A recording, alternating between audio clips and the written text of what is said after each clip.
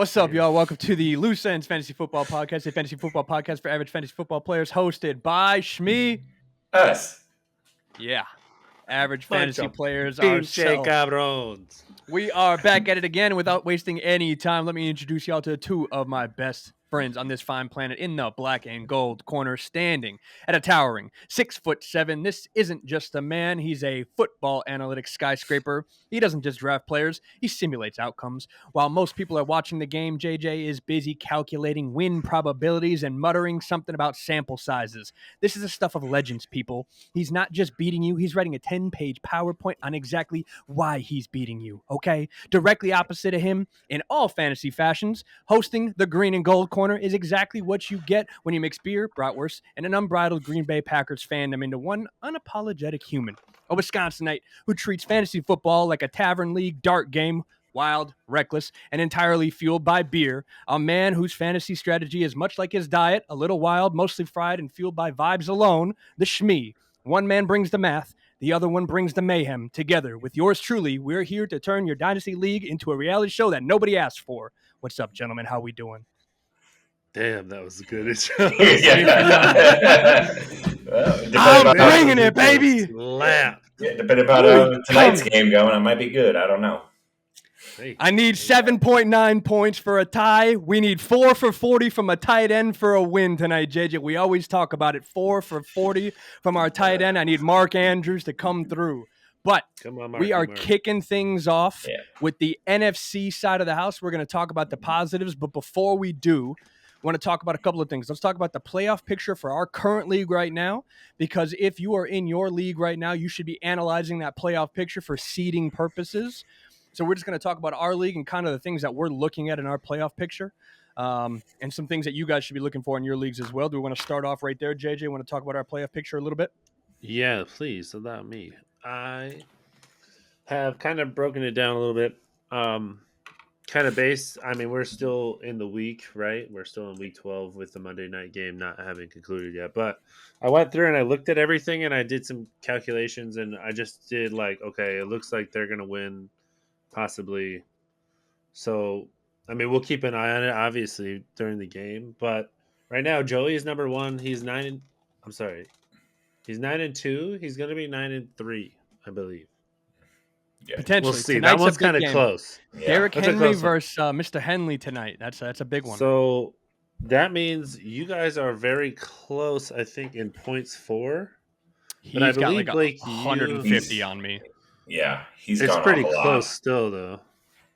Yeah. He has almost a week's worth of scoring on me. Yeah. Yeah. 2,718 points for. You have 2,585 points for. Yeah, he's got almost a week's worth of scoring on me. Yeah.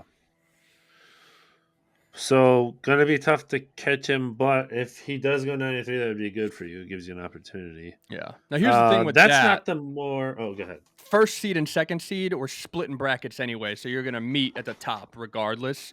So that 1 and 2 seed is kind of, the difference maker. You're still going to see the 5 and 6 seed in the beginning. Right. And in our league specifically... Right, you both get the bye, and in our league, that 5 and 6 is a battle right now. We have no idea who the 5 and 6 be. It could be the 7th place team. It could be right now. I think Monty's still viable at 4 and 7. So I actually went through and did the math on that too. So I can tell you. I would love to hear this. Okay, well, technically right now, myself, you, and Joey are locked in the playoffs.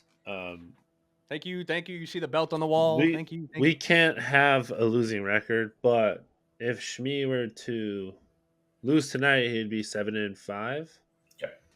Jeju would be 7-5 if after tonight. I believe he's going to win. So here's the difference between Shmee and Jeju. Okay. Shmee has 39.47 more points than Jeju, so he would barely be in 4th place. And I'm looking at who they play next week. Yeah, it's gonna be pretty close for 4, 5, and 6, 7.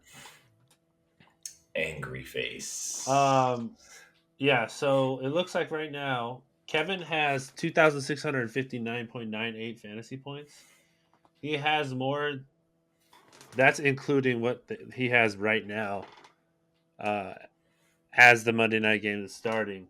So he had 195.02 points so far in the week. He still has a player or two to play, but this is right now. So it's going to be fun to kind of keep track I'll try my best to keep track during the episode. But anyway, right now the closest is probably, I mean, even Justin Coons and Monty are kind of out of the mix because with what they have right now, not sure if they still have players to play, but they have. Let's see. Monty has 2,284.57 points for. He's currently in 8th place. If he wins today, he beats Joey. He'll go to 5-7. He needs to win out in order to make the playoffs. Tough But part he would about have to that, he have plays you and Shmi to close out. right, and that's a tough schedule. Plus, he would really have to have high scoring weeks in order to make that The 6th win spot. on ties. So Yeah. that's the toughest one right there. He can Yeah. still make it in, but it's going to be really hard for him. It's going to be Coons crazy is also one. kind of far away. Kevin seems like a lock to make it because he has so many points for. But again, he'll be 6-6. It looks like after this week, after week 12. So if he wins next week and the following week, he could jump up into the 3-4 area because Which of his the team points for he scores a has. lot of points. He just Yeah. has had bad weeks. He's also which is has, I interesting. think, the second most points against him. Yeah, which is crazy. That hurts. Yeah. So right now, Gildo and D Judge, they are technically out of playoffs. They cannot make up. Oh, It sucks, but they're I out. saw D Judge's points against. It's not even close. Yeah, I mean, Yeah. he doesn't His team's score bad, points, though. Yeah. and everybody scores points against him. Yeah, it's so bad. Mm-hmm. Yeah, he just gets demolished, unfortunately for him. Yeah. But some of the things that we wanted to talk about, so now we're looking at the playoff picture, right? So this is usually the time we're coming into that trade deadline. This is actually our week. Trade deadline closes today, I believe, at the end of the day. So we want to discuss some of the After this trades that we were looking at going, before the trade deadline. Talk about maybe some opportunities that you were looking to get to picks, trading away for some older guys for playoff contentions. Maybe if you were not in playoff contention, talking about some of the guys that you were looking to offload to get either draft capital or maybe get some younger guys for the dynasty aspect of things going forward. For you guys specifically, I'll start with Shmi. What were some of the players that you were targeting right now going into the playoff side of the house? Because all of us here are playoff contending teams. So Shmi, what were you looking at? I was only looking at Jamar Chase. Obviously, he's the wide receiver one. My offer was A.J. Brown, Juwan Jennings, 2026 first, and 2 2026 thirds. And I'm like, hey, if you don't like it, just send me a counter. And then he never got back and then said no. Right. Cool. You sent them Yeah. to a gentleman in our league who likes to play the bidding war game, which I will have no issues publicly talking about that. That is a thing that people like to do, but they like to take whatever offer they're getting and shop that offer around to see who can beat that offer. That offer did come to me. I did beat that offer, and then it turned into Chase just isn't getting moved. Well, if you would have just said that from the beginning, it would have made everybody happy. I would have wasted 3 days watching. And then last night I got drunk and I sent him a trade. A.J. Brown, 2025 first, and 2 2026 firsts. And then I revoked it. I'm like, okay. I was tempted to see what he would say, but he hasn't said anything. Gotcha. Okay. It's so hard when you have league mates like that, but I feel like so many leagues have at least one person that just like doesn't respond. Yeah, because my thought process is, you have the number one wide receiver, but you don't have anything else. I'll give you That's why he's in last place. Like, I'll give you a top 20 receiver and then picks for you to build it up, but I think he's last in like quarterback, running back, he needs tight a lot of end. help. The only thing he's number one in wide receivers. That's it, according to he has Keep Trade Cut power rankings. He has according to every aspect that you want to look at in Dynasty power rankings. I think there's like 3 or 4 different websites I've looked at, and he's last in most of them. Which again, he inherited this team with our expectation that there was going to be more moves coming from it. But that's a different conversation. Yeah. So Yeah. JJ, I want to kick it over to you again. A playoff contending team. I'm not sure if there was trade moves coming in. You've been kind of the dark horse right now. Been very secretive going into the playoffs here. So I was, I had my own worries that you were going to have some big moves pulled out going down the stretch. What were some of the moves that you were looking to make down the stretch?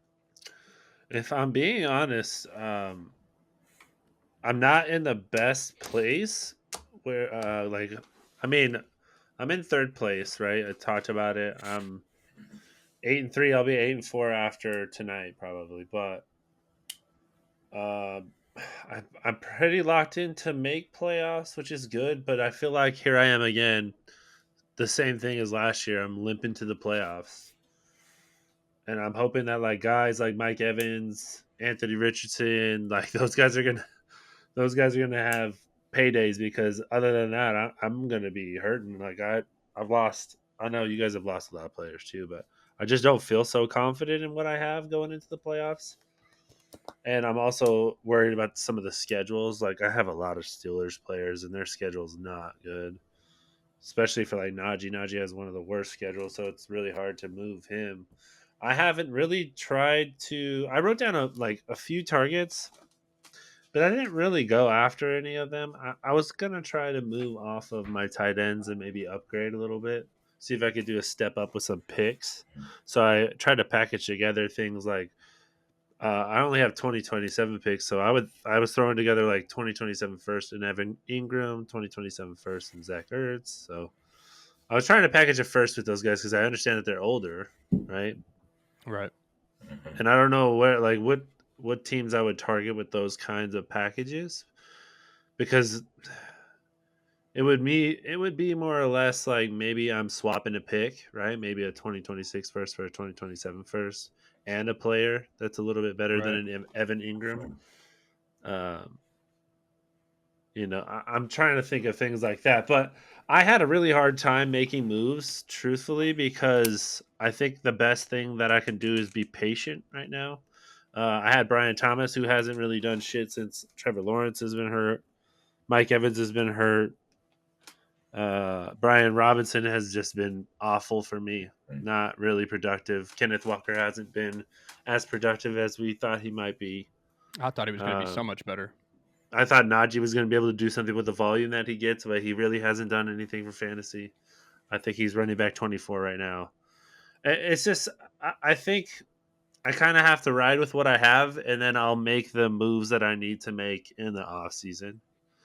I don't know that I'll even be able to make, like, if I move to Justin Jefferson, I'll probably be able to get a first, and something. But that's probably what I'm going to have to do and going into this offseason. That's probably when I'm going to make my moves. Oh, you're thinking about getting rid of Justin Jefferson, are you? Yeah, don't start this. I don't That's want very to hear about interesting. Blake giving up John T for J Jet. That would be a wild trade. I wouldn't give up Veto. Jonty. Yeah. What'd you say? I wouldn't give up Jonty. I don't think you would. I'm not giving For up Jonty. J Jet, I think you would. Nope, I wouldn't. I gave up Jonty's Puka, Josh 21. Jacobs, and a first or a second to go get Janty. I'm not moving him. I run into that a lot, where Let's see. I make a big move to go get a player, and now I'm invested in that player where I can't afford to continue to like downgrade myself. I'm starting to really not like those top 3 picks anymore. The rookie drafts. Because they I'm F just you. saying, like, look at what they were this year. Other than Jaden Daniels, Caleb Williams, and Marvin Harrison Jr., they're not doing great. What if Ashton Genty is the first one off the board? You take him 101, right? Bijan. And then Ollie Gordon goes in the second round, and he ends up being better than Right. Ashton Genty. Yeah. That's a real possibility. I mean, we've been seeing that the last three years we've been doing this. It's pretty wild how much these guys have look at Devon Achan. I think he went in like the second round I think he was my of our rookie 201. draft 2 years ago. No, he wasn't 201. 205, I think. Okay. Yeah, he was like mid second round. Yeah. He was 205. Here, I should know when I take my guys, but yeah. For me, it was moving to get one of these older guys that I could utilizing the playoff picture that wasn't going to cost me an arm and a leg. I moved a couple of second-round picks to get Cooper Kupp. I wanted to offload Nick Chubb as soon as possible, as Yeah, you fast did. as I could, because yikes, he does not look like the Nick Chubb that we once saw. That's not to say that he's not going to turn it on eventually once that offense becomes better. I think it's the offense. I don't think it's Nick Chubb, right? I think the offense is strugglesome, and he is coming back off of an injury, so we always talk about that. It's going to be slow, but he's 28, right? He's going to be 29 next year. I don't think he's going to be the same guy.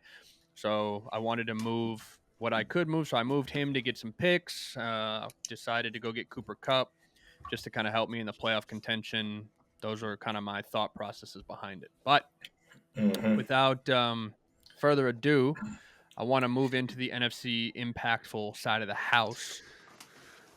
Jay, let's start with you. Okay, really quickly, I want to say that Devon Achane went in the 204 in 2023. To Shmee. Okay, so I'm doing the NFC Happy Face Impactful Players. Happy Correct. face. Happy Face. Which Happy face. I went with. We're doing quarterback. Yeah. You pick whoever Correct. you want. Okay, Whatever. quarterback. yeah, whatever position you want. Jaden Daniels. Jaden, Offensive Rookie of the Year. Daniels of the Washington careful. Commanders. Mm-hmm. I'm sticking with my prediction, baby. I said it from the beginning of the year. did. Bo You Nix is did. creeping up, though, isn't he? He is. 30.4. Barley, shut up. Come here. Hey, Barley. you know, Barley said there's a dog. He's mad. He's mad. Yeah. No, 30.4 fantasy points. Throwing the ball 38 times. Jaden completed 25 passes for 275 yards. He had 2 touchdowns. Also 2 interceptions, unfortunately, which caused them to lose the game. And then this is really the cherry on top, and this is why he had the first QB1 season of his game of his career. 7 carries for 74 yards and a touchdown. That rushing upside, man. Everybody knew he had the accuracy and he got the Heisman, but man, that rushing upside is wild. Best fantasy projection, like I said, of his rookie career so far. First 30-point performance. Took the roof off with the completing, 66% of his passes. And number 1 quarterback on the week. Number 4 quarterback on the season through 12 weeks. Mm-hmm. Let me ask you guys this. Was this the performance to solidify Jaden Daniels' bid as Offensive Rookie of the Year? No. This Not enough. performance? Yeah. Nope. I don't see anybody else beating him. Bo Nix. I don't think it's going to happen. He looks good, but I mean, yeah. The issue is it depends on how it gets voted. It depends how and who's voting. Because if they're looking at numbers, Bo Nix numbers are up there. And if you're looking at the accolades, Bo Nix has the accolades behind him right now. Jaden Daniels isn't breaking a lot of the accolades. Let me give you some numbers. So for passing, it's pretty close. Bo Nix has 259 completions. Jaden Daniels has 227. Bo Nix has 399 attempts. Jaden Daniels has 332. 68.4 completion percentage for Jaden Daniels. 64.9% completion percentage for Bo Nix. Jaden Daniels has 2,613 passing yards. Bo Nix has 2,548. Yards per attempt, 7.9. Jaden Daniels, 6.4 for Bo Nix. 12 touchdowns for Jaden, 5 interceptions. 16 touchdowns for Bo Nix, 6 interceptions. Jaden's been sacked 27 times and Bo Nix has been sacked 19 times. Now, the rushing is where Jaden crushes everything. He's going to run away. 99 attempts, 556 yards, 5.6 yards an attempt. 46 yards is his longest. He's had 720-plus rushing yard, 20-plus yard rushing 7 times. Yep. And then 5 rushing touchdowns. Bo has 4, so he's not too far behind, but he only has 300 rushing yards, 64 rush attempts. He's getting 4.7, and then his longest was 32 yards.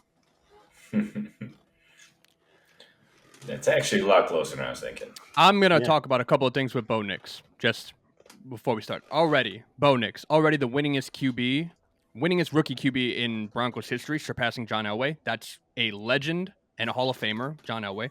First rookie in NFL history to throw for 300-plus yards, 4 touchdowns, and 0 interceptions, and a 75% completion percentage. First rookie in NFL history, breaking an accolade. Second rookie QB in NFL history to have 300-plus passing yards, 4 passing touchdowns, and 140-plus passer rating in a game. Most games by a rookie with at least 70% completion percentage, 2 passing tutties, and 0 interceptions. So we're talking about efficiency. When you talk about the quarterback position, efficiency matters. We're not throwing interceptions to lose us games here. Second quarterback in history with 200-plus passing touchdowns and multiple TDs in 4 straight home games, joining only Peyton Manning to do that. And then finally, we all called this man the check down king in college. That was what he was known for, which is why he was undervalued and which is exactly why people wrote him off coming in. And right now, he's top 10 in air yards at 8.4 yards coming in the NFL, not by rookies, in the NFL. So now he's doing everything that we said he couldn't do. This is a man that's breaking accolades and across the NFL right now and solidifying himself as rookie, of the year type numbers, doing things that rookies have not done in the NFL before. So I'm not saying he's going to be the rookie of the year. I think it's a fair race, but I don't think Jaden Daniels has solidified himself at all. There's a lot of football left. This is week 2. We still have 6 games left in the regular season. Yeah. There's a lot of magic that can happen. Have they both had their bye already?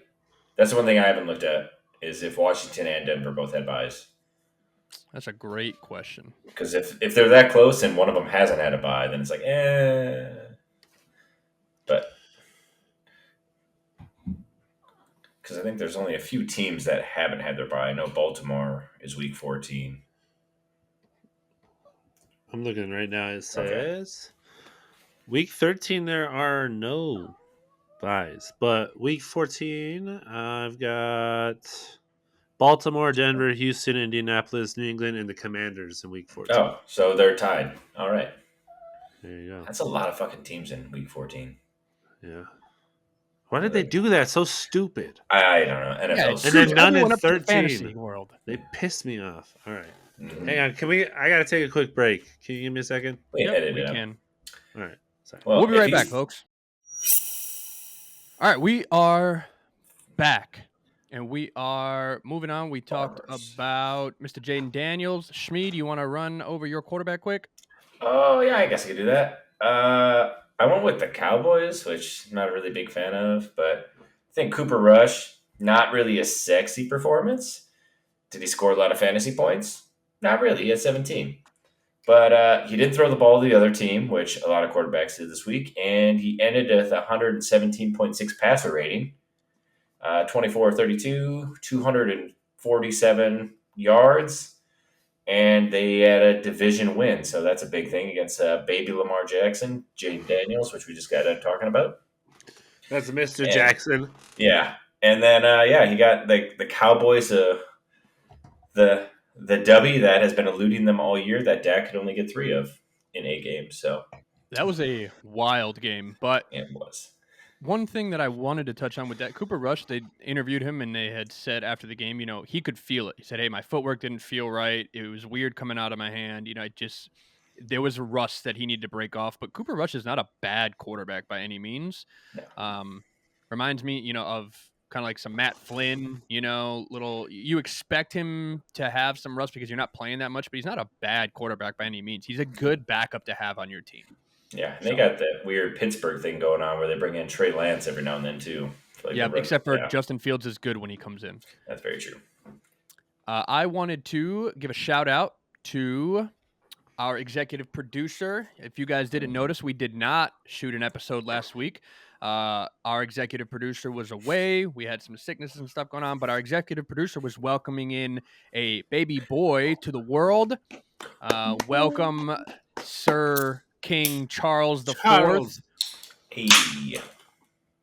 So in honor of him, I want to talk about Caleb Williams. Cheers. I'm going to shout out the birthday boy because it was also his birthday recently in this past week and give him the NFC Quarterback Impactful Player of the Week, even though his team always finds a way to be a disappointment as a whole. Caleb Williams wasn't utter dog shit this week. That's what I'll give you. He finished the week with 23.9 fantasy points, going 32 for 47, threw for 340 yards and 2 tutties. and added 6 rushes for 33 yards. And the best part about this performance is that it was against our beloved Joey. So he got to watch his quarterback do it against him in a close matchup. Tonight's going to be that difference maker for a few teams, and he's one of them. So it'll be exciting to watch. I think he needs Derrick Henry to go off. So that was my quarterback for the week. I'm going to push right along over to the running back NFC side of the house because I went with our boy Josh Jacobs. I was already talking about this man as he closed out the first half. He had 18 touches in the first half, which is already an RB1 workload for a full game for most running backs. But this man finished with 26 rushes for 106 yards and 3 touchdowns, closing out the week with 28.6 fantasy points. And for a man who tweeted early on in the season that he doesn't care about the fans' fantasy points, he sure is carrying quite a few teams. Currently sitting at the RB9 and the 26th player overall since the bye week, averaging roughly 25 fantasy points per game. The Packers are humming, and it was started with the rushing attack. So it's very fun to see them back on all cylinders. JJ, let's move it over to you for the running back side of the house. Okay, Bubs, I'm going to the NFC South. Going to Florida. Talking about Bucky Irving of the Tampa Bay Buccaneers. He snap went off this week. 27.1 fantasy points. Yet another rookie. Talked about Jaden Daniels for my quarterback. Did you know also, I don't know if I said this, Jaden Daniels has finished as a top 5 quarterback for fantasy 4 times. Pretty Nasty. impressive. Anyway, we're talking about Bucky Irving, baby. Another rookie in the AFC, carrying the ball 12 times for 87 yards and a touchdown. Then he went 6 for 6. 6 receptions on 6 targets for 64 yards. Had a fumble, but he didn't lose it. So he was a man with his hair on fucking fire. He was running with some explosives too, man. I just love the way that he runs. He's a little guy, but he's faster than fuck. I'm a big fan of Rachaad White too, but he didn't do nearly as well as Bucky in this one. They both had 12 carries, but Bucky did way more in the passing game than Rachaad White did. He only had one target, 1 catch. So fantastic. Bucky plays Carolina next week, guys. We already talked about how bad Carolina is, although they didn't give up a ton of points to Kareem Hunt in that committee in Kansas City this last week in week 12. But splitting the backfield, I think, between White and Bucky, like I said, also saw 12 carries, 52% of the snaps, whereas White had 49% of the snaps. Mike Evans getting reincorporated into this offense seemed to hurt Cade Otton a little bit. Hopefully that doesn't continue, but it does look like these running backs, at least one of them anyway, is going to get some attention in the passing game. So I like me some Bucky. Question, is Bucky Irving the best rookie running back? That's a great question.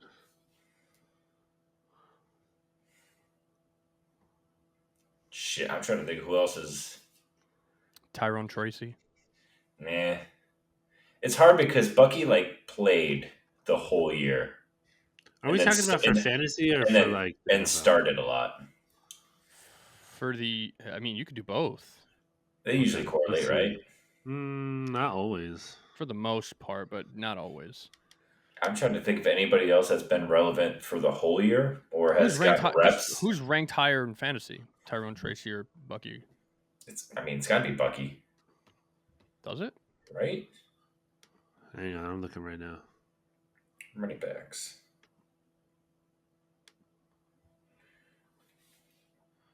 It looks like... Oh. Yeah, it's Bucky Irving, then Tyrone Tracy, then Ray Davis. So Bucky Irving has 145 fantasy points. Tyrone Tracy has 112. Ray Davis has 73. So they're leading. Yeah. Tyrone just came off his bye. Bucky hasn't taken his bye yet, correct?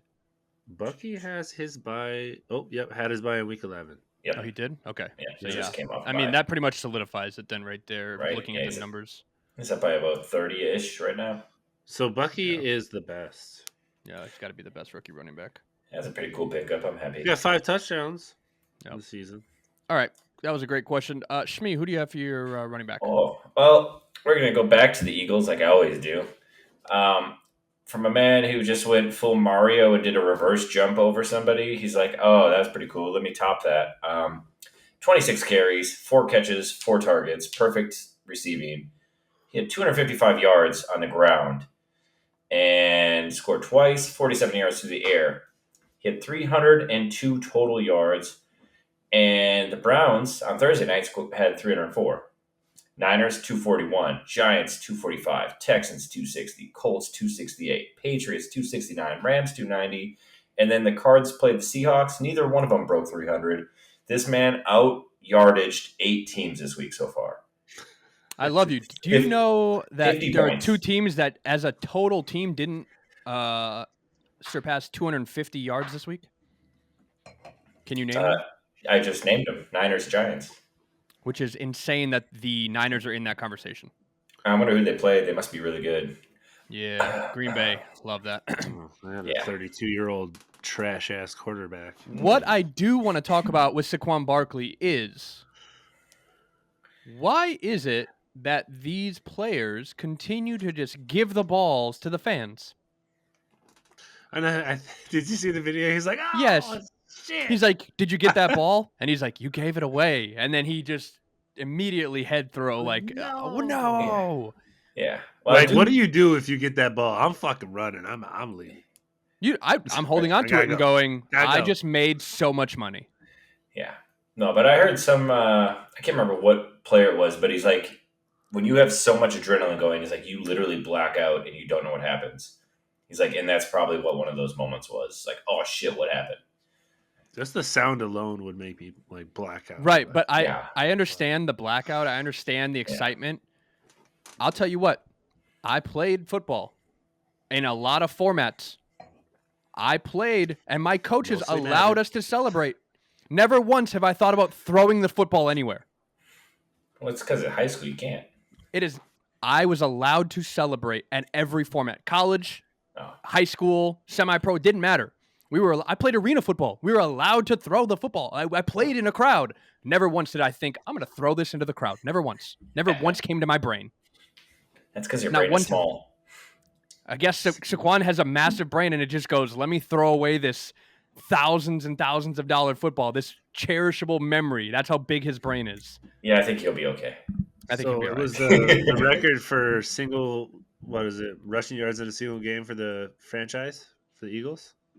It wasn't like an NFL record. No, so. Just the team. It was just for the franchise, right? Yeah. But still. Just a memorable moment. But yeah. We digress again because we do. Yeah. Let's move it on over to Shmi. Kick us off with the receivers. Yeah. Ooh, this is a fun one. I don't want to. So it turns out last week when you get super hammer drunk and you're hungover for 2 days, you don't look at who you put in. You just remove the 8 buys and 5 IRs from your roster. And then you start Mike Gooseegg Williams over Jordan Addison. Mr. Addison had a career game where he had 8 out of 9, 162 yards and a touchdown, 30.2 points on the bench against Dick Nuts over there with a belt. Y'all see the belt. There's a reason I have it. Yeah, because I'm drunk. It's not because of good decisions. It's because other people are idiots. Yeah. So don't drink your weight in alcohol. JJ, go ahead and move it over to you. What do you got for receiver? Advice, dude. As I'm drinking. My receiver for the NFC, yummy, tasty, ooh, nasty. I mean, does that make sense? I don't know. I think we can upgrade rating now to R. That was weird. A player I have yet to talk about this season in the NFC Good segment because he's been trash. I'm talking about Keenan Allen from the Chicago Bears. 23.6. Shout out 6 Joey. Fantasy points. Yeah, hey, this is for you, Joe. Congratulations on the small bubba boy. 9 receptions on 15 targets to Keenan. Hey, that's a lot. Wow. I love Keenan. I have always really loved Keenan, and I have a deep respect for his game. He's one of those guys like Mike Evans for me. He's just, I think, a Hall of Famer, and just has been so incredible. It's good to see him back up here in the good section, because he's been in the bad section a couple times. Mm-hmm. He's 32. He's not a spring chicken anymore, but I guess a lot of fantasy analysts thought that Caleb Williams couldn't, he couldn't fail because he had so many weapons. But I'm like looking at this from a fantasy perspective, of course.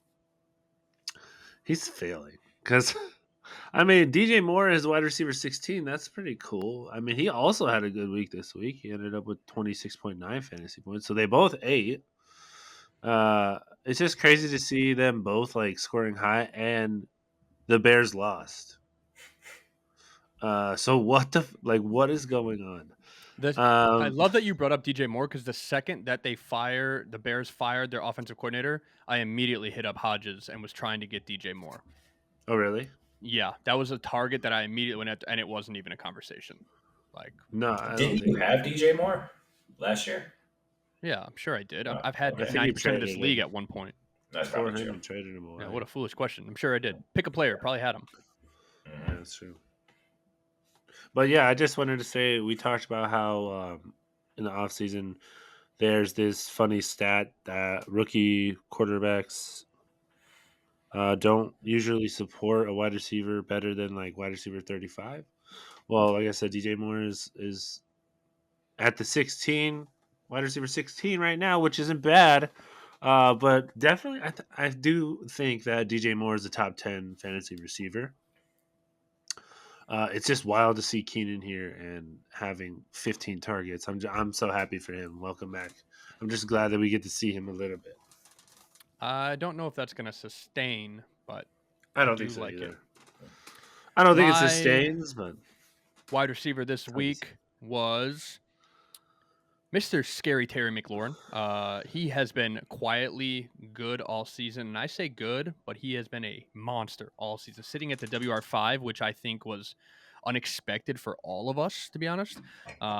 He finished the day with 5 catches for 102 yards and a TD, closing out with 23.2 fantasy points. And it was odd to see that he wasn't the favorite target for Jaden Daniels on the day, but he was the big play target. I say this as Noah Brown had 10 targets to Terry's 6, but nonetheless, Terry came away with the big plays that mattered to the fantasy world. I'm loving the Washington attack, even though they came up short against Dallas. Divisional games, they get weird. It happens. But I do have a trivia question for you guys that I want to close out on the receiver side. So we've all been playing fantasy all week, all year, etc. But there are 8 players, and this goes for injured, out, etc. Just for this season, the top 8 wide receivers by fantasy points per game this season. Jamar Chase. Yeah, he's Number got to be number one. Per game? By game. Yep, per game. Fantasy points per game leaders. Amon-Ra St. Brown. He's Number got to be 4. 5. Ooh, 4. Okay. Well, J-Jet, I feel it's got to be near the middle Nope. of that list. Not even? Nope. God damn. Points per game, no. He's been really inconsistent this year. Well, I mean, they should average. He's still out, up. but He's still up there, but I'm guessing your boy CD's on there. CD is 6. Okay. Per game. I'm going to go with AJ Brown then, and then I'll let Jesse guess again. AJ Brown is 8. Oh, yeah. nice. Yeah, All right, so we have 1, 4, 6, 7, 8. not 7. 1, 4, 6, 8. One, You're missing 2, 3, 4, 7. 5. points per game.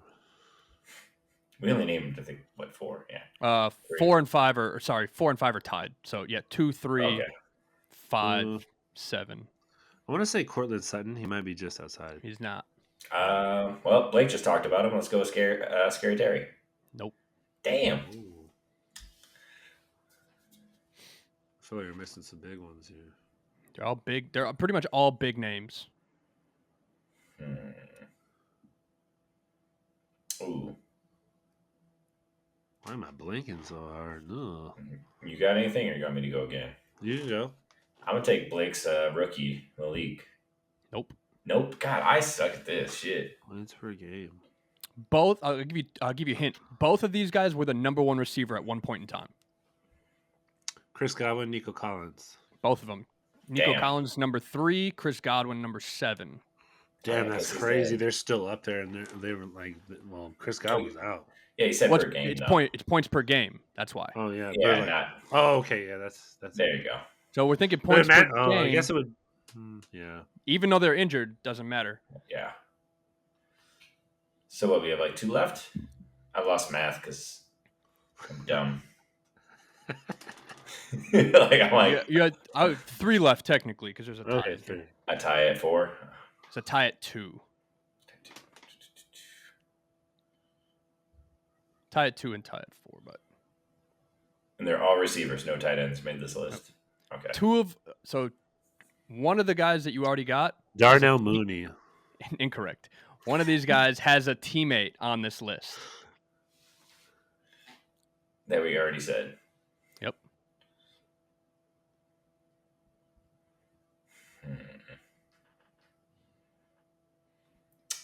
Devonta Smith? Incorrect. He's probably the least biggest name on this list. Shit.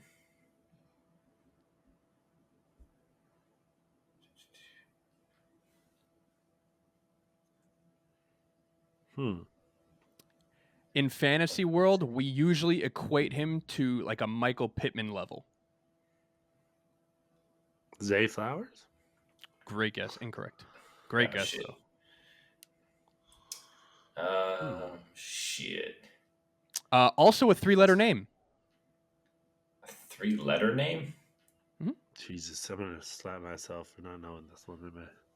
And he's a teammate off of somebody we already said.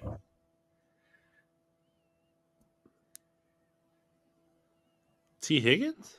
There it is. That's what I could think of Tyler Boyd. I couldn't think of the other fucking. Goodness Christ. The other fucking. That one's 4 tied with Amon-Ra St. Brown, and then there are 2 of them at number 2. 1 left. 2 at 2 tied. 1 in. So they both got injured very early on in the season. 1 came back. 1 has not come back and will not come back. Brian Thomas Jr. Incorrect. Puka Nakua. Incorrect. Damn. Cooper Kupp. Cooper Kupp is Damn 1. It. The other one will not come back this season. Ooh. Was an absolute. There he is. Was an absolute dog. What? 2 games? 3 games? 3 games, averaging like 21.7 points per game. So I don't know. Goddamn thing. Let's move over to the tight end side of the house.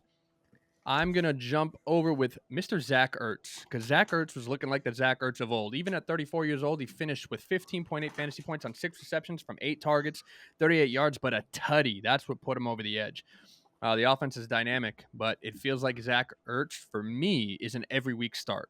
He's been weirdly consistent in this offense, and I'm not saying he's getting 20, 15, 12 points, but if you're getting 8, 9, 10 points in such a down year for tight ends, I'm happy with that. But this isn't really surprising given that Jaden is a rookie and he's kind of the bailout option for him. So I like that, right? So I like Zach Ertz in this offense. So that was my start or my happy face for the NFC. Yeah. He's the tight end 7 on the season. That hurts. Good for him. So much. That's how bad tight ends are. He was my cut candidate because I needed to make room for rookies. Currently has 117.6 points. That's a big old fuck you to Shmee. Yeah, I make a lot of good decisions in life. 122. He's on my roster and I don't even play him.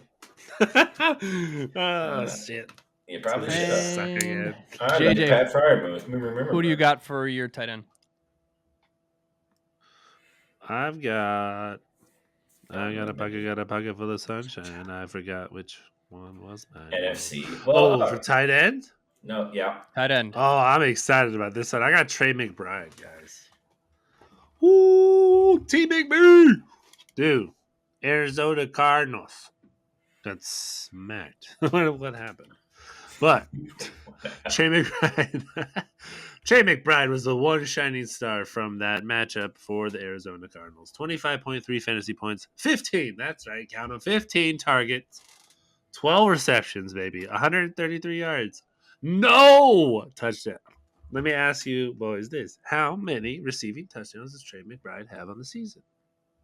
No, 8. More than MHJ. Oh, eat a dick. What's your guess? What was the question? Sorry, I just knew it was more than Marvin Harrison Jr. Okay. How many receiving touchdowns does Trey McBride have on the season? 10. No, he has 3. I don't know, 4.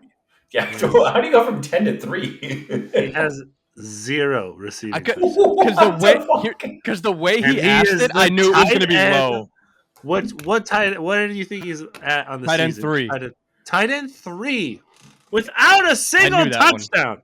I knew that one. Holy Santa Claus shit. Ooh. Okay, hey.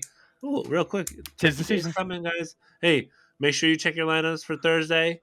Make sure you get some turkey or some ham, whatever you prefer. I don't know. I'm a turkey guy myself. But Ham. make Tamales. sure you get those lineups checked. But I wanted to say, hey, Team McB, baby. Ham. Tight end 3 on the season, no touchdowns. That's unbelievable to me. Tight end 1 on the week. Ooh, 25 points. That'll do it for you. Cardinals lost 16-6 in this one, a divisional matchup, but they do play the Seahawks again. So maybe we can look, and it's at home. So maybe look for Trey McBride to have that opportunity to score those points. That's in 2 weeks. So that'll be week 15. That'll be the first round of playoffs for those that are seeds 3 through 6. For those that do 6 playoff positions. I have some seeding information here for later for another segment, but I did want to say next 5 matchups. The remaining schedule for Trey McBride is beautiful.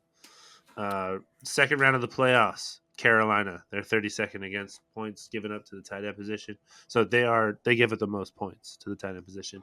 Like I said, round 2 of the playoffs, and then in the championship they play the Rams, who are 19th, which is The lower half. not great. Yeah, lower Yeah, half. the of good news league, is he was a trade target for a lot of us, and he was basically off was. limits in our league. And the Yes. guy who has him, just good news is he's got him for the toilet bowl, maybe, or He's whatever. just gonna waste away on that roster. Wasting away in my burrito. Down the toilet bowl. Would I'm love to hear Shmi. about your Darn. tight end. I just realized my list is a lot of our week fantasy against each other. Yeah. I wonder Yeah. who has George Kittle. Daddy. So in a game, the Niners did seems like nothing. Kittle had 20.2 fantasy points on 6 receptions, 6 targets, so he made the most of it. 1 touchdown, 82 yards of the Niners' 241 yards of offense. So that's what, a third? Quick math. Yeah, well, Brandon Allen's bad. So I mean, Green Bay's defense was maybe like 1,000 forced fumbles and like 17 interceptions or something like that. I don't know. Xavier McKinney, baby. Xavier McKinney. Yeah. You know what's really great is when you watch that game with Niners fans. Oh.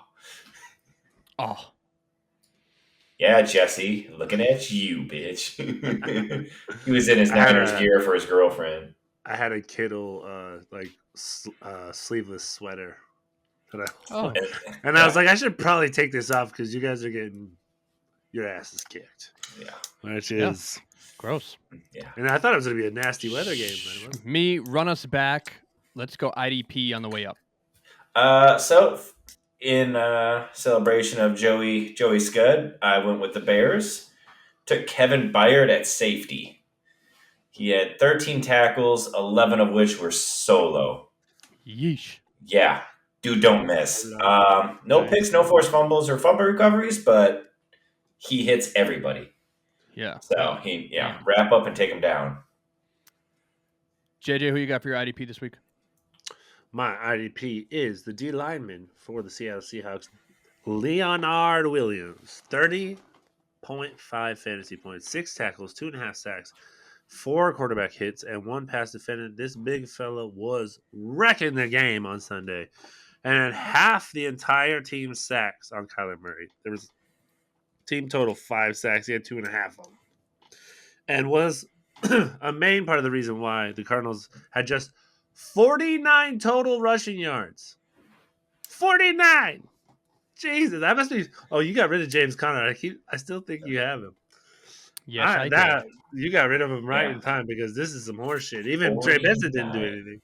But, hey, Leonard Williams is rostered in 36% of sleeper leagues. I know he's 30, but man. And this is the highest scoring game of the season for fantasy. But a D lineman, they're hard to find, so maybe we can expect this again. Like I said, they do play the Cardinals again, but it will be in Arizona. So maybe that's the time to play them. Who knows? 49. Saquon did that in one play. And Well, then plus 20. the hard part is we're Then talking plus about 2. the fact that you're like, hey, you don't have James Conner anymore, and I traded him for Joe Mixon, who had 22 rushing yards. But we'll talk about that in another episode. So That's so fucking bad. Sorry. I'm going to Damn. move into What the fuck? my The Texans IDP for the suck. week. Mr. Micah Parsons, he's back. He's healthy. Hey, welcome And back, he Mika. made his mark. Finished the week with Yeah. 27 fantasy points. He had 8 tackles and 2 sacks. He was all over the field. He played 87% of snaps, which is good to see because he was kind of all over the place a bit, but seems to be back in the 85% and up mark. My issue with Micah has, and will forever be that he is very inconsistent. I cannot rely on him to get tackles consistently, and he's very sack dependent. Then Yep. teams go and double him or shade him, and he becomes irrelevant. But nonetheless, he's become a must start for me, and I'll have to just cry when he doesn't perform, I guess. Happy to see him perform, even though it was on my bench. So, super fun times. Suck it. Love all of that. So, I think we are going to go ahead right now and take a quick break, and then we will talk about the sad faces, disappointments, unless JJ has any questions or anything for us right now. And we're not talking about me. Okay, I do have a question, but it's actually from week 11, not week 12. Oh, no. Send it. I don't remember week 11. Can you tell me? Can you tell me? First, it's a series of questions, I guess. How? Okay. Where does Aaron Rodgers rank in career passing yards all time? And he just passed someone in week 11. Do you know who that is? I know this answer. No, I don't. So I'll let you guess. guess. Embarrass myself. I hate you so much. Career passing yards, I'll put him at 8. Ooh, very Bang! good. Bang, bang, bang, bang! Very good. He is 8th with Yeah. 61,497 career passing yards. He just passed who? Hall of Famer. Dan Marino. That's very good. Let's He go! passed Dan Marino. 61,361 Beer for me. All right. career passing. Mark Andrews catch. Let's go! Oh, mommy. Okay. There is no All God. right.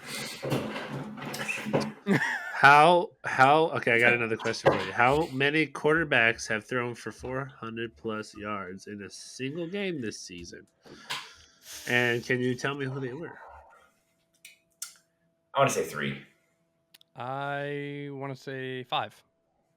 I feel like I underballed that. 3 is correct. Ooh. Bro, I cannot be stopped right now. I'm going to let you guess these right now. Oh, no. Are they 3? Okay, question. Are they 3 different quarterbacks, or is it 3? It's like 3 different 2. quarterbacks. Okay. Have any of them done it more than once? One of them's Bo Nix. Oh wait, did he? Did he do it this week? No. Did he do it this week? No.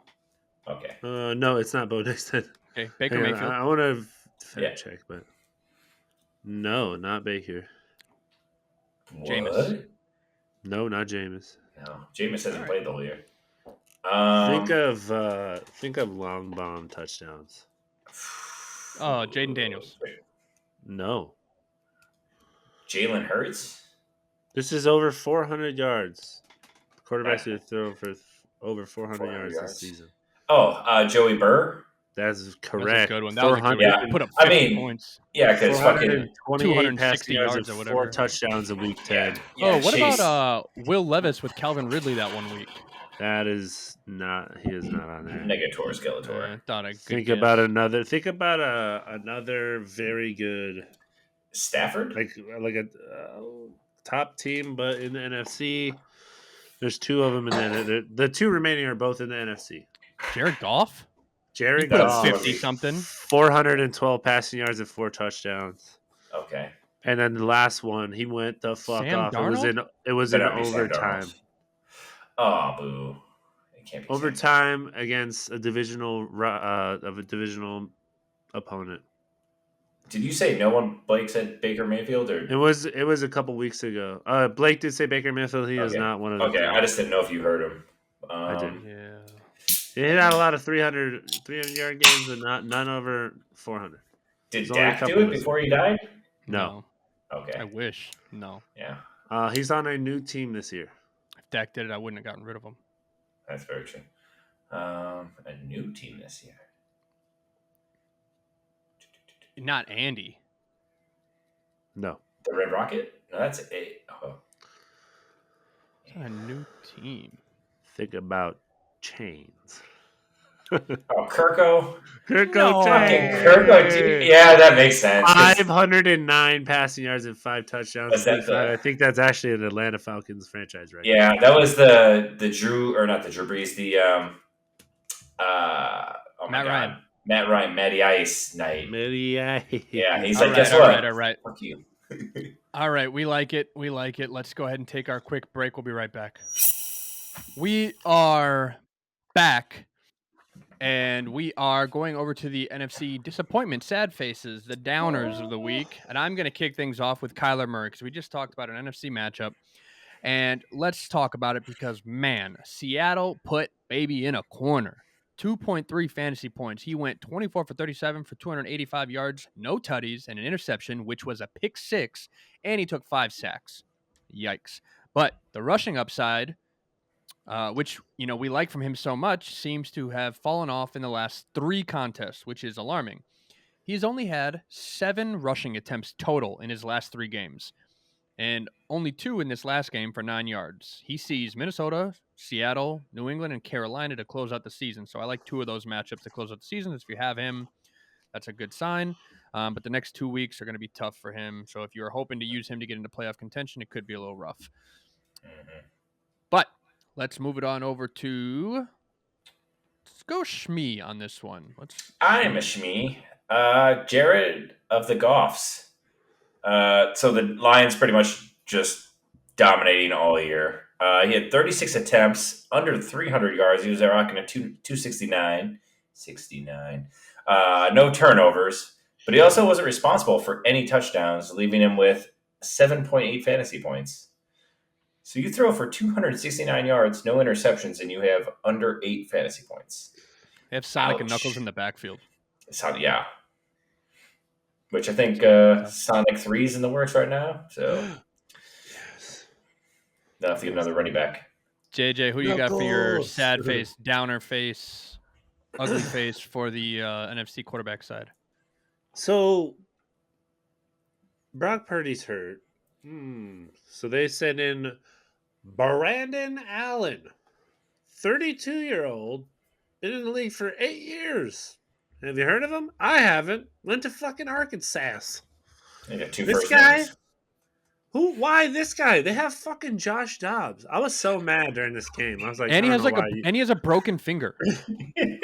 What are you doing? What are you? We were okay with it as Green Bay fans. Okay. We were very okay with it. I got another like probably fucking crazy question, but this is something I do see some sports analysts talking about. Is Kyle Shanahan on the hot seat? No, they just went, NFC Championship last year? They went to the Super Bowl and lost in the Super Bowl. Super Bowl? They were the NFC champions. So. I stopped paying attention after Here's Green the Bay. dilemma. Here's the dilemma with the 49ers. The cap space, the money that is coming with these contracts is going to be an issue. This was supposed to be the buy-in year. This is where we're all in and we're moving forward. And now with the struggles that they're having, we're going to see the repayment coming down the road for San Francisco. It's going to hurt them in the long run. We will see the effects of this. I don't know if Brock Purdy is the answer without all these weapons. Debo's not the guy. Brandon Ayuk is not the guy. You just paid Brandon Ayuk, who is basically... So now I'm getting excited again. Yeah. Because now I'm thinking, all right, if they're not trying to roll with Brock Purdy, which they do need to pay Brock Purdy. Yeah. And they decide to go draft a quarterback. Wasn't one Deion Sanders a 49er? He was a lot of teams, but he was a 49er. Shedeur won't be there. Wasn't he? Well, I'm just saying, where are they at right now? They're 5 and 6. Yeah, he won't be 5 and 6. Yeah, he should be gone before then. The consensus is that New York will trade up. They've done it before. Yeah. They have to now. You made the dumb mistake to not do it to go get Jaden Daniels. You talking about the Giants? Yeah. Yeah. It's, Yeah. You think so? You think Shador is definitely going to the Giants, huh? I thought he was going to go to I the don't think Raiders. definitely. I don't think it's definitely, but I think I think we are going to see a team trade up and trade the there's house enough to there's get enough some of these quarterbacks. there's enough teams up there to go. Cam Ward and Shedeur Sanders will be gone well before Jalen anybody gets. Milrow. There's Jalen Milrow's stock is falling so hard. yeah. I mean, Who's after that loss to what was it, Oklahoma The hard part is last weekend? it's not like Joey B, right? Joey B is in a position where it's not on you. Your yeah, defense is losing games. Jalen Milrow is He's playing losing games. fantastic. yeah. Yeah. It's Jalen Milrow's shoulders that are bearing the weight of a lot of these losses. He's throwing interceptions. He's making poor decisions. He's holding onto the ball too long, making bad reads. Like a lot of this is him shouldering the weight of this, which is hurting his personal draft stock. Is he That's still a first round draft pick? I don't think so. I would say the Oh. end of the first round. I think Jalen Milrow falls to the third round. Third round. Wow. I think so. Really? I think he. I Falls just think the Alabama name alone will carry him. I wouldn't be What surprised. about- Maybe a second round, but I wouldn't be surprised if he fell to the third round. Yeah. What about Carson Beck? What happened to him? Is he still? He's still up there, Georgia. Yeah. Georgia's still in it. I think Yeah. they're actually back into the playoff. There was a dude. If you guys are following the college playoffs, It's nuts. Oh my! Do you see God. the? Sorry, we're super digressing. We're gonna get Yeah. right back into it. But It's fine. did you see the potential opportunity that not one SEC team would make it to the college playoffs? That's wild. Has that ever happened before? Did they just Well, I have mean, it like they don't four? playoffs. Like 2 weeks ago, they said like 4 or 5 were going to make it.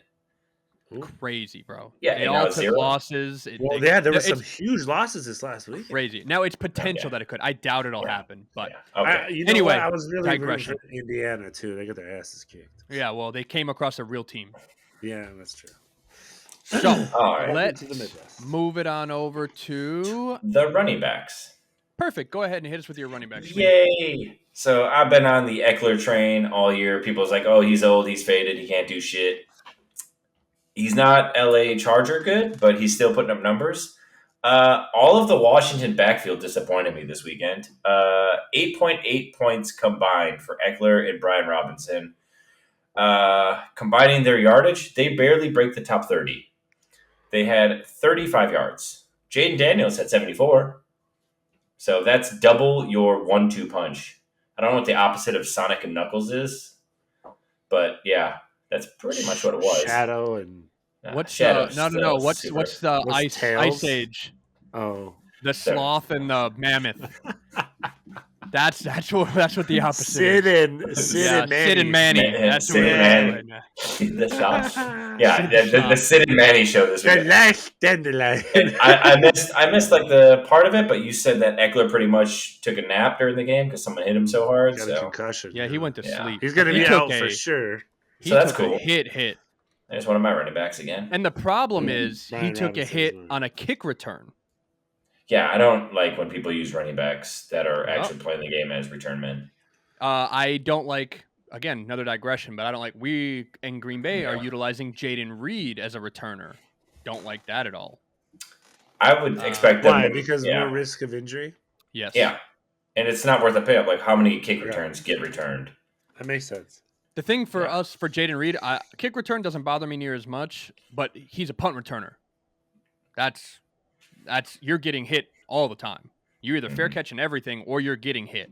Like it's Right. Yeah. much more risk for injury. But let's move it over to JJ. Who you got for your running back sad face for this week? My running back sad face for this week is none other than Tyrone Tracy, the get some rookie running back who we were trying to figure out. I don't know if we were recording yet or not. I don't think we were. No. But we were talking about Tyrone Tracy, and we were talking We about who the best running back is in this class. We were definitely recording. We were 100% recording. I can't remember if it was the first episode. Okay, well, we talked about Tyrone Tracy. Tyrone Tracy, unfortunately, had a bad week. Not what we were expecting from him at all. He had a bye week in week 11. This week against the Bucks, we hope to see more than 41% of the snaps. That's low. after having 80% right before the bye and scoring 17 fantasy points. That's what we were kind of hoping to get again, especially after a bye. Only 9 carries in this one for 42 yards. He had 4 receptions and 4 targets for 7 yards. Or for 28 yards, excuse me. And Lord. he did have a fumble and he lost it. So that is something I think I've seen. I saw a headline that said, "Did Tyrone Tracy fumble his way out of a job?" Because let's see who took over. Devin Singletary had 9 fantasy points. He played 36% of the snaps, but only 2 carries. He did have 2 receptions and 7 yards. Oh, and Devin Singletary did have the touchdown, so the rushing touchdown. Yeah. Do you I don't know. do you just sell if like it's our trade deadline? Do you try to get rid of all Giants players? No. Not Mc- Malik. You keep Malik. Okay. Because there are like prospective gains, like we just talked about, possibly getting Shador Sanders to the Giants. If I you don't know how look you at what feel about that. Shadur is doing with Colorado, He's he can good. throw the rock. Yeah, he tries to throw first, right? So I That's love. all I He's a don't know right, if throw you but first cat. guys yeah. do you guys go look at the scouting reports and like Mhm. what they say, like their characteristics and stuff? I'd love to read those. One of the things they said is he has that accuracy, pinpoint accuracy, and he makes like NFL level throws and decisions. So that's something I think that Cam Ward struggles with. We talked about Jalen Milroe; they struggle with. But for Malik Neighbors, I don't think it matters who's throwing the rock. He showed that with Daniel Jones, who's holy shit cleared waivers. No one picked him up, dude. What in the world? A former number 6 overall pick, just out there on the streets. Danny Dimes making dimes now, and not millies. I mean, he still got paid. But yeah, Tyrone Yeah. Tracy. I'm sorry, I got a little off track. But Yeah. fumbling has been a problem. He fumbled twice before the bye against Carolina. Had one lost, but another one lost today. I mean, yesterday. Yep. So Yep. it's For hard, man. me, the running back downer for me was Christian McCaffrey, bottled up. 7.8 fantasy points, only 14 touches, even though he had an 82% snap share. It wasn't on a snap count, which was weird to see because he usually has a much larger role. Was this a byproduct of no Brock Purdy? Yes, Green Bay begged San Francisco to throw the ball. If you rewatch the film, it was a lot of 8 in the box, asking Brandon Allen to beat us. Green Bay also did a great job bringing pressure and spying CMC out of the backfield, thus the strugglesome game. And, I love this because A, I was playing him, B, Green Bay fan, so always fun to see all of those things See, come you into have play. George Kittle. C, George Kittle, Mhm. yes. All of those things Angry came into fruition. Love fist. all of that. But I'm going to roll right into the wide receiver portion of things where I chose Justin Jefferson as my sad face side of the house because, yes, Nice it's that tough to face see, too. but he said it best in his interview. Yep. You either let Justin go off or you let everyone else go off. And this Sunday, it was a let everyone else go off kind of day. They bracketed and doubled Justin all game, and everyone else ate. Justin finished the day with 5 targets, 2 receptions for 27 yards and 4.7 fantasy points. He demands so much attention that it gave guys like Jordan Addison, TJ Hawkinson, and Aaron Jones the opportunity to be week winners for their fantasy teams. Also, special shout out to Christian Watson with his wonderful 0.4 fantasy points as he dropped yet again another walk-in touchdown. You absolute fucking bum. Trade him, get a sandwich for him if you can, perhaps an equipment manager and a pizza party. I don't care. Let's get rid of him. Dude's a duck. Get him out of here. I hate We him. are we are really good at taking tall, fast guys that can't catch because Marquez Valdez Scantling had that same issue where he'd get open, he'd beat everybody, and then be like, "Guess what? I don't want it." I think that's why the Chiefs Yeah. cut him. He dropped a wide open Yeah. He gets Christian Watson's open. done it twice. I'd take a roll of touchdown. quarters. Yeah, I got to roll quarters. I gotta roll the quarters. And give me a liter of cola and you can have them. But 1 liter of cola. JJ, go ahead and hit us with your wide receiver downer for the week. Hey, it's a me. Oh, this motherfucker. I went with Xavier Leggett. You don't get to use a Mario voice. You have to use Xavier Leggett's voice. I will be ready. wait. That is hilarious. When they just didn't give me the ball, I don't It's know. bullshit. I can understand you. I got allergies. I don't eat no seafood like that. That was pretty I good. fucking love that kid, but he disappointed me this week. Listen, he has his, he's had his moments this season, like in weeks 8 and 9, back-to-back 15-point performances. But Adam Thielen's back, still had 94% of the snaps, 4 receptions on 6 targets, 56 yards. He had one. I think he had one reception, was 34 yards. Watch this game. It was sad. Damn it! I wanted the fucking Panthers to win so bad. I fucking hate the Chiefs so much. Well, yeah, you give Patrick 90 seconds and 3 timeouts, so you're not going to win. No, he had like almost 2 minutes, and then that's exactly what happened. They let Patrick beat him, get down the field. He had a fucking 41-yard gain on a run on a scramble. We'll Son get of a later. bitch. Yeah. Anyway, no, Xavier. You hope for more after a bye week, but he disappointed me. Nice. Shmi, what do you got? On the season. I had my guy that I just traded the house for, MHJ. Oh, good choice. Yeah, 7.7 on 6 looks, only 3 catches, so 50% catch, and 47 yards with nothing to celebrate. So that was pretty cool. Yeah, and then, but I will say that Xavier Legette and Keon Coleman, I think we were spoiled this year of having 2 rookie, like, just hilarious dudes come into the league. Oh, yeah. Yeah. Side note, sorry. Keon Coleman is hilarious. Come on back soon, my brother. 87-76. What you talking about, man? All right, run us back with the tight end. Tight end? Oh, hey, look, this is another one of my people. I love being disappointed. So Devonta Smith doesn't play. So you think Dallas Goedert's like, okay, don't worry, man. I got your backup. 19 yards on 4 catches, 5.9 points. Not the greatest, but it also doesn't help when Saquon just says, I'm going to run fucking like Forrest Gump all day, all night, cross country. So you don't really need to run offense when you have that. Absolutely. JJ, who do you got for your tight end downer of the week? My tight end downer of the week is Cade Otton, guys. Oh.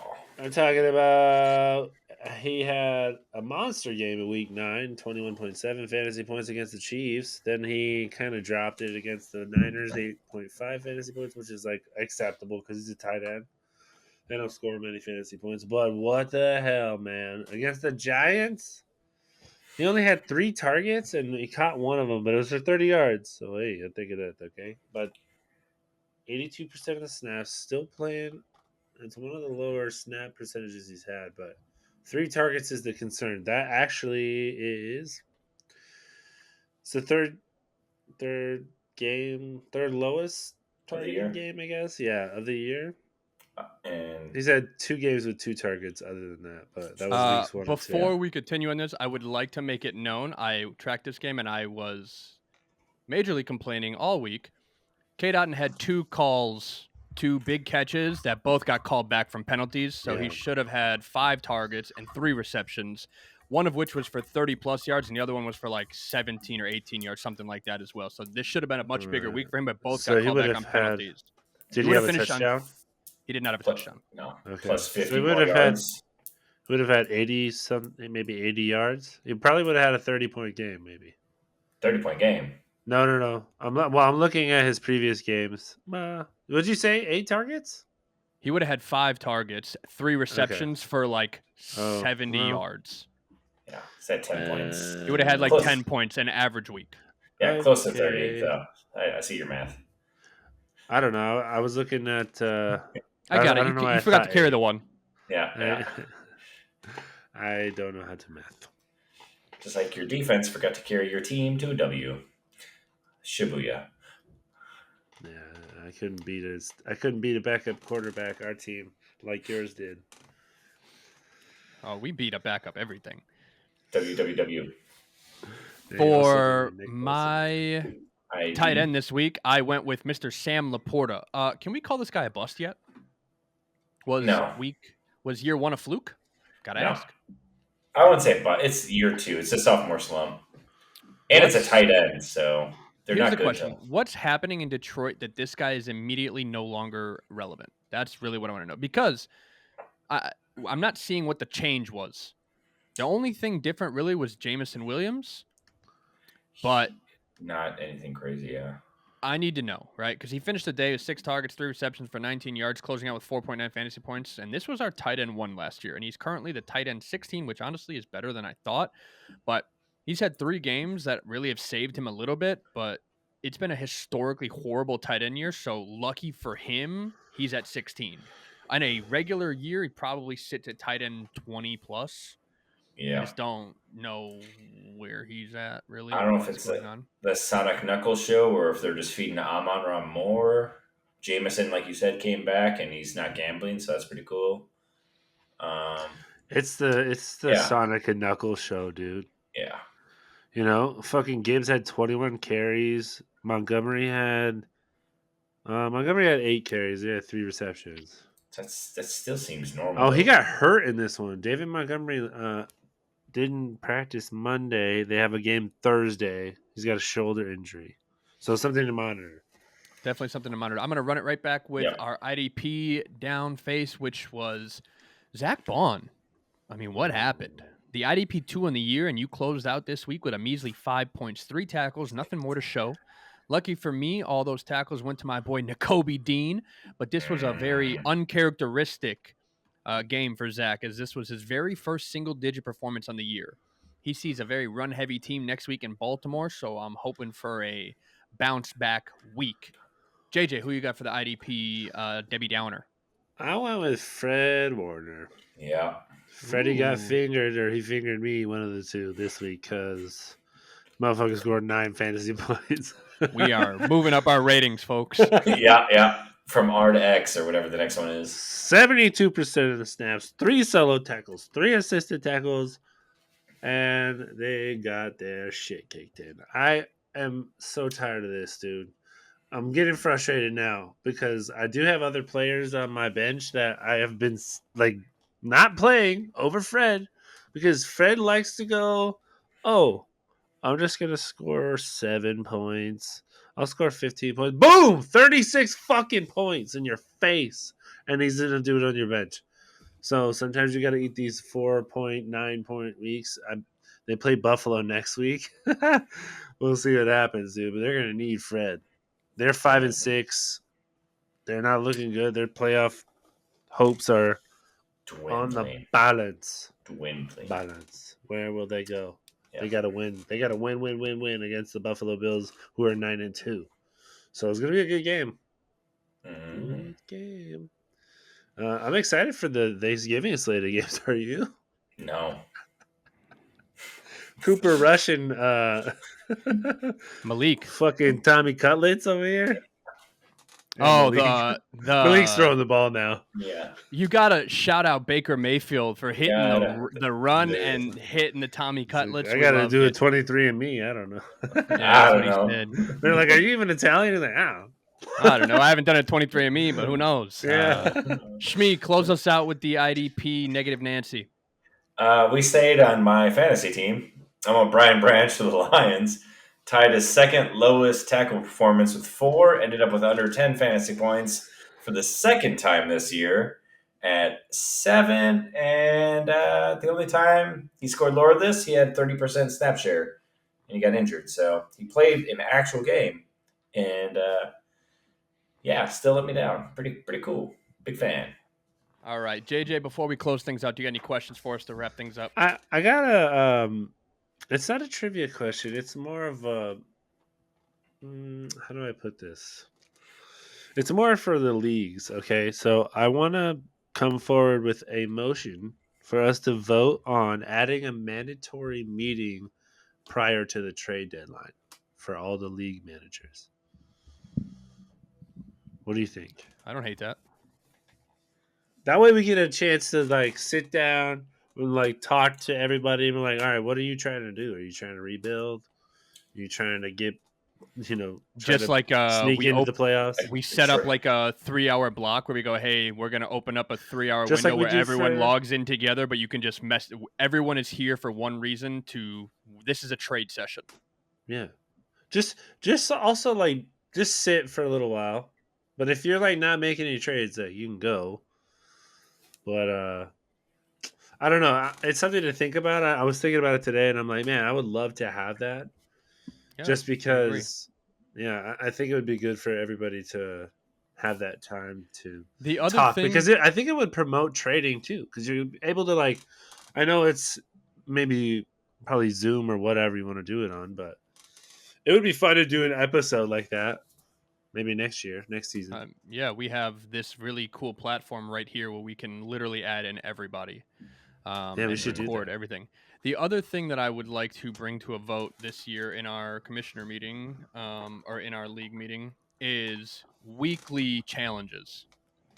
Set a Ooh. predetermined schedule, right? So for 14 weeks, it is already predetermined. So week 1, it is On a 14-week schedule, you said? it's on a 14-week schedule. So let's say week 6, you already know what the rule is for that week. The challenge that week is like closest points in a loss, right? So this week, Shmi, you and I, if you were to lose this week, right, and you lost by 0.67, whatever that challenge is that week and you lost, it would be like a punishment of some sort. It would be something goofy like, okay, you have to take a video, chug a beer, and post it to the channel. But we'd have like some kind of challenge. That way it keeps league involvement every week.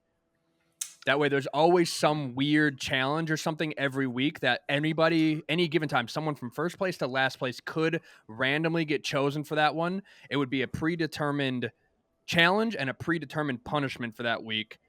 And you're just going, hey, if it's me this week, it happened to be me. I ended up losing and I have this challenge, and it's always like a video that you have to post to the group.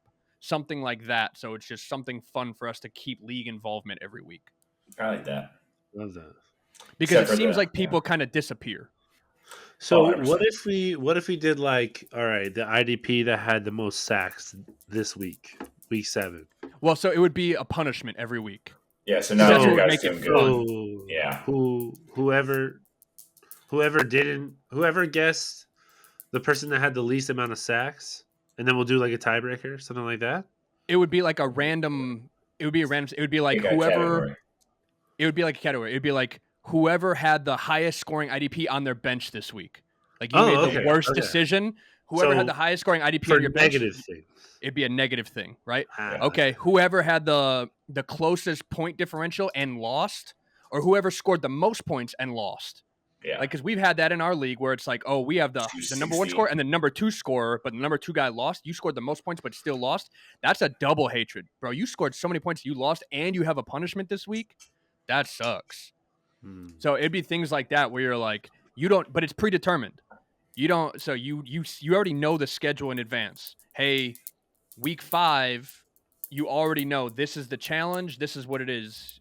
This is the punishment. Something stupid. Yeah. We would come up with it in advance. So I would come up with it, or we would all come up with it. We'd probably do an episode about it, honestly, just to come up with something stupid. And then we would present it at the meeting. Everyone would buy off on it and say, yup. And then we would present that and go, hey, this is what it is going forward. Just to make sure that we're not just going, hey, this is something crazy. Someone has to do something wild for a punishment. You know what I mean? Yeah. Let's not do closest losses. I think I might be leading league this year. I think that's going to be the number 1 thing we're going to do. I got stat corrected last week, 2 weeks ago, and I'm about to And lose this to you week. possibly. Yeah. But anyway, let us wrap this episode up. Oh, hi, everybody. Stick with us. We will be posting another episode a couple days from now, and we will go from there. We look forward to seeing you guys shortly. JJ, anything you want to throw in the comments? Hey, look forward to seeing you guys again, or you listening to us again. And join us again soon. Thanks. Bye. Smash all them buttons. See you next time.